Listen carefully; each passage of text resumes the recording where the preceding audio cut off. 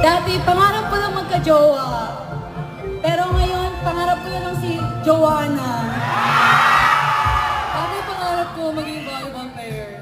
Pero ngayon, parang gusto ko lang mag-jogging sa UP. Brooks, may tanong ako. Asiya ba kayo? Kasi ang saya ko ngayon dahil kaharap ko kayong lahat. Pangarap ko, madagdagan pa yung hair clip ko kasi feeling ko kulang pa. Saka pangarap ko makatikim ng lampan, yung matamis. Wait, andito yung crush ko. Wait lang. Hindi na siya. Siya. Andito. Ako, pangarap ko dati lumipad, pero pwede pa mahulog sa'yo.